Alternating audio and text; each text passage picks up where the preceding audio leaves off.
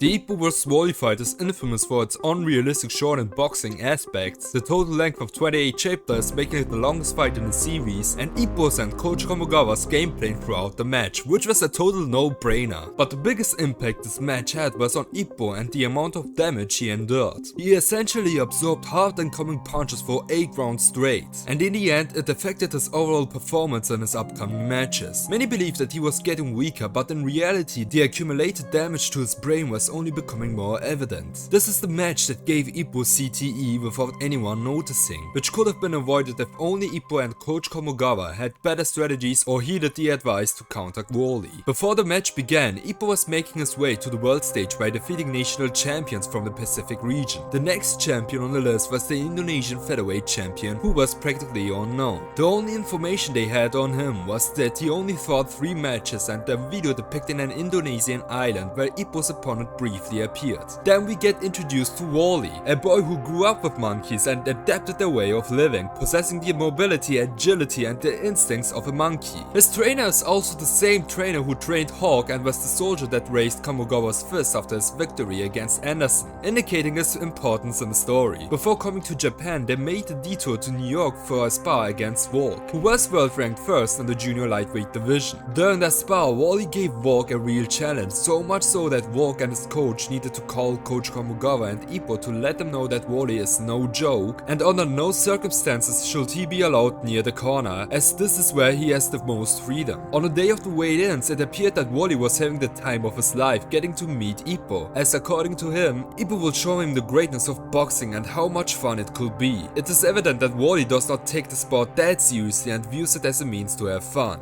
That is why on the day of the fight, in the first round of the match, Ippo already scored a knockdown on him. But Wally's coach understood that Ippo would give him a hard time in this fight, so he yelled out freedom, prompting Wally to make a complete 180 in his boxing stance and start dodging Ippo's punches like he's in the Matrix. At first glance, Wally's boxing style was almost reminiscent of Hawk's style, with his dodges and punches coming from seemingly impossible angles. However, he then began to incorporate moves like the smash and flicker jabs into his arsenal, showcasing that he not only emulates Hawk but also adds real boxing techniques to his arsenal. Then Ippo's and Kamogawa's strategy was to corner Wally, even though both of them had been warned not to do so by Walk and Daniki. Nonetheless, they proceeded and almost succeeded in cornering Wally. However, something really weird happened. Wally used the ropes to levitate and pulled himself back quickly, surprising Ippo by repeatedly punching him. He did this too many times during the fight, making it feel unnatural and unrealistic. Wally jumped high, used the ropes as his advantage, and could even drift punch Ippo unconscious. Wally repeated these maneuvers throughout multiple chapters, seemingly pulling these moves out of thin air, and Ippo could do nothing to counter them. Eventually, by chance, Ippo managed to corner Wally and thought it was his chance to finally inflict some damage on him. However, he should have listened to Walk's advice and ended up being knocked unconscious by Wally's unorthodox boxing style. It was only after Ippo was knocked out cold that he suddenly remembered Walk's words about not cornering Wally. Ippo's and Kamogawa's strategy then shifted to targeting Wally's midsection to slow him down and create openings for counterattacks. However, Wally saw through the strategy and continued dominating Ippo without Ippo laying a hand on him. It became so effortless for Wally to land punches on Ippo that he was getting bored and engaged in a slugfest with him. In a moment of desperation, Ippo managed to land a slight blow on Wally, further enraging him. Although it seemed futile to inflict any damage at all, their next goal was to do whatever it took to make even the smallest impact on Wally's lower body. Wally anticipated their strategy and increased his speed, and on the process denies all laws of physics as he relentlessly pummeled Ippo. The situation grew increasingly dire for Ippo, who was on the verge of losing consciousness but continued enduring the punishment in a desperate attempt to win against Wally. It was getting so bad that Kamogawa almost threw in the towel, only to hesitate when he saw Ippo's determination to win. In the next round, Ippo realized he couldn't endure any more punishment and decided to unleash all his strength in the hopes of landing a lucky punch on Wally. Fortunately, the accumulated taps Ippo had delivered to Wally throughout the round started to take their toll, hindering Wally's footwork. This allowed Ippo to catch up to him and land some solid punches. As Wally struggled to maintain his composure against Ippo's overwhelming overwhelming strength, he began to panic. However, when it came to exchanging blows, nobody could match Ippo's power, leaving Wally overwhelmed and ultimately saved by the bell. It became evident that Ippo had indeed made an impact on Wally's body, as his footwork was now completely compromised. In the final round, they continued to exchange blows until Wally found himself cornered and saw the opportunity to counter Ippo once again. Determined to finish the match, Ippo unleashed the Dempsey roll. Despite Wally's attempts to evade it, Ippo increased the speed to the maximum, preventing Wally from escaping, and delivered a powerful punch to immobilize him. In a last-ditch effort, Wally tried to counter Ippo, but failed and was knocked unconscious. Recognizing the severity of the situation, Wally's coach threw in the towel to prevent him from sustaining permanent damage, a decision Coach Komogawa had hesitated to make. Ultimately, it was Ippo who collapsed at the end of the fight, while Wally walked away with his head held high, smiling at an unconscious Ippo. Coach Komogawa and Miguel then met up again, and Miguel congratulated both of them by offering them some bananas. He was impressed by Ippo's determination to not give up and by his immense strength, but he also warned Komogawa that this very determination and strength could be their ultimate downfall. He cautioned that they often rush headfirst into the fights without reconsidering their strategy or knowing when to give up. This fight perfectly exemplified their flaws. Despite being advised not to corner Wally, they still did so. Even though catching up to Wally seemed nearly impossible, they charged at him head first. After the fight, while Wally was smiling brightly, having learned so much and looking forward to more fights, Ippo was in a somber mood, questioning whether his style of boxing was sufficient to defeat the real monsters on the world stage. What this match demonstrated is that Ippo's and Coach Komogawa's philosophy of boxing, characterized by gritting your teeth and charging at your opponent like a wild boar, may be flawed. Despite Ippo's determination and resilience, he struggled to land significant blows on Wally, except for minor love taps. While I respect Ippo's tenacity, the long-term effect of such an approach proved to be too costly, especially against a national level opponent like Wally. Coach Komogawa should have considered throwing in the towel instead of solely relying on Ippo's determination to win. They should have heeded Miguel's advice regarding the dangers of their boxing style. The subsequent Kojima fight, where Ippo suffered significant head trauma, further underscored the risks associated with their approach. It was also around the time when characters like Takamura and Mashiba noticed that Ippo had grown weaker over time, attributing to the lack of mentality to challenge the world. While it's true that part of Ippo's decline as a boxer stemmed from his attitude and mentality towards global competition, it was largely due to the toll taken on his brain, leaving him broken deep inside. This became apparent in his bout against Alfredo Gonzalez, where he, instead of retaliating and defending himself, he endured a barrage of punches without being able to inflict any significant damage. And even after this loss, instead of taking steps back and analyzing what was wrong with his boxing style as he did when he transitioned into the coach, Ippo continued to train relentlessly to perfect the Dempsey roll for his upcoming fight. However, he was ultimately knocked out by right jabs alone and went down just by being grazed on the chin. The fight with Wally marked the beginning of the end of Ippo's boxing career, and Coach Komogawa should have taken Miguel's words to heart instead of blindly pushing Ippo towards the world stage. But what do you think about Ippo vs Wally? Share your thoughts in the comments down below, and if you've enjoyed this video, then please leave a like and subscribe to my channel for more Hajime no Ippo content. I'm the Reading Crow, and thanks for watching.